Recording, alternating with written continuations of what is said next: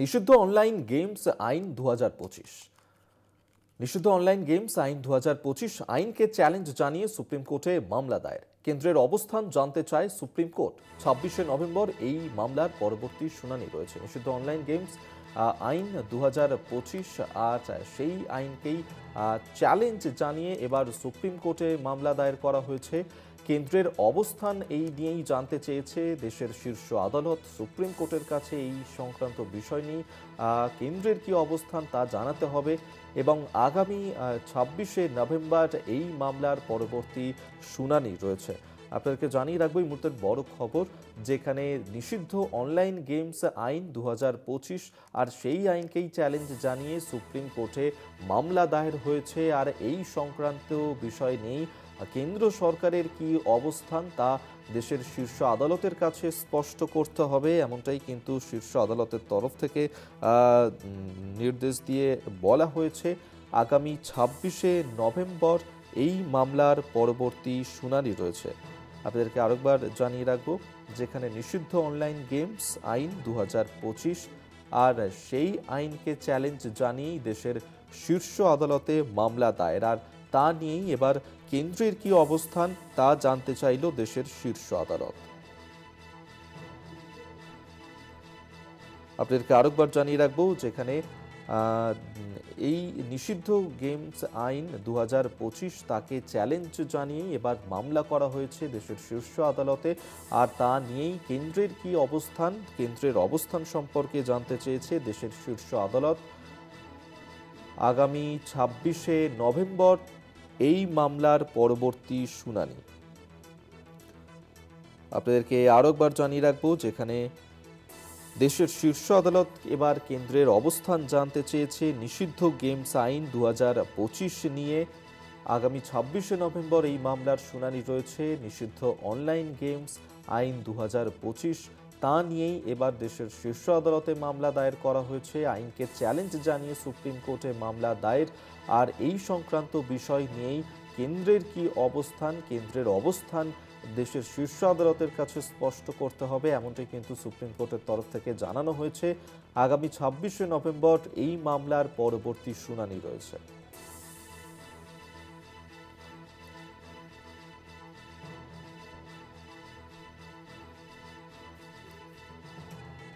আমরা এই নিয়ে সরাসরি কথা বলবো। নিউজ রুম থেকে আমাদের সঙ্গে রয়েছেন আমাদের প্রতিনিধি পীযূষ কান্তি নাগ। পীযূষ, এবার নিষিদ্ধ অনলাইন গেমস আইন 2025 নিয়েই কেন্দ্রের অবস্থান জানতে চেয়েছে দেশের শীর্ষ আদালত। কি বলা হয়েছে দেশের শীর্ষ আদালত তরফ থেকে এই বিষয় নিয়ে?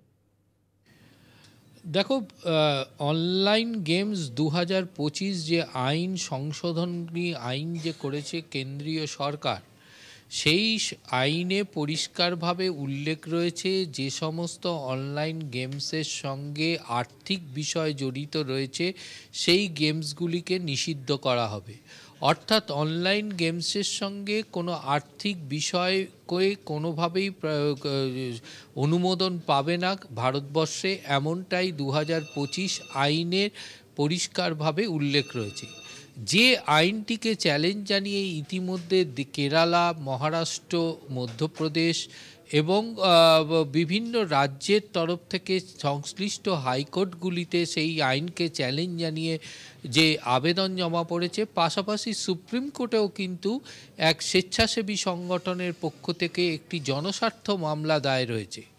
সেই মামলার প্রেক্ষিতে কেন্দ্রের কি অবস্থান তা জানতে চায় সুপ্রিম কোর্ট, এবং যার যেই 26শে নভেম্বরের মধ্যে কেন্দ্রকে এই বিষয়ে তাদের অবস্থান জানাতে হবে।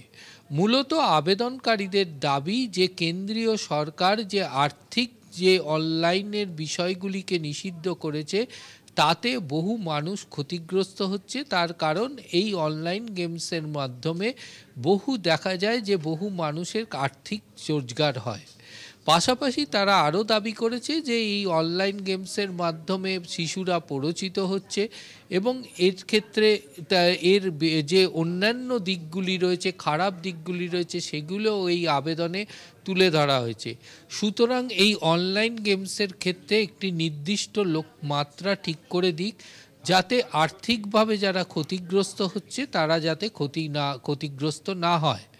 যদিও সুপ্রিম কোর্টের বিচারপতি পার্ডিওয়ালা মন্তব্য করেছেন যে ভারতবর্ষ এক অদ্ভুত দেশ, যেখানে একজন খেলোয়াড় এই খেলার মাধ্যমে তিনি অর্থ রোজগার করতে চাইছেন, সেখানে সেটিকে নিষিদ্ধ করা হচ্ছে। তবে অনলাইন গেমসের ক্ষেত্রে বেশ কিছু প্ররোচনার বিষয় রয়েছে। তার কারণ হচ্ছে এক্ষেত্রে সুপ্রিম কোর্টের নির্দিষ্ট কোনো অনুমোদন নেই এই গেমসের ক্ষেত্রে, কারণ এখানে যে আর্থিক প্ররোচনার যে ফাঁদ তৈরি করা হচ্ছে তা সেই ফাঁদে পড়ে দেখা যাচ্ছে অনেকেই কিন্তু ক্ষতিগ্রস্ত হচ্ছে, এবং সেই দিকে তাকিয়েই কিন্তু কেন্দ্রীয় সরকার এই ধরনের আইন প্রস্তুত করেছেন। তবে এক্ষেত্রে যারা অন্যান্য দিকে আবেদনকারীদের মত অনুযায়ী যারা ক্ষতিগ্রস্ত হচ্ছে তাদের বিষয়টিকেও বিশেষভাবে লক্ষ্য রাখতে হবে আবেদনকারীর, এমনটাই দাবি। তবে এ বিষয়ে কেন্দ্রীয় সরকার কি অবস্থান নিয়েছে, তা কেন্দ্রীয় সরকারের কি বক্তব্য তা জানতে চায় সুপ্রিম কোর্ট। আগামী 26শে নভেম্বরের মধ্যে তা জমা করতে হবে সুপ্রিম কোর্টে, এবং তারপরেই সেই কেন্দ্রীয় সরকারের অবস্থান সংক্রান্ত রিপোর্ট পাওয়ার পরেই সুপ্রিম কোর্ট তার পরবর্তী সিদ্ধান্ত গ্রহণ করবে। একেবারে আপাতত ধন্যবাদ জানাবো তোমাকে। এতক্ষণ সরাসরি নিউজ রুম থেকে আমাদের সঙ্গে ছিলেন আমাদের প্রতিনিধি পীযূষ কান্তি নাগ। অর্থাৎ এই যে মামলা, সেই মামলার পরবর্তী শুনানি রয়েছে 26শে নভেম্বর, এবং সেদিন কেন্দ্রের তরফ থেকে এই সংক্রান্ত বিষয় নিয়ে কি জানানো হয় দেশের শীর্ষ আদালতে, অবশ্যই সেদিকে আমাদের নজর থাকবে।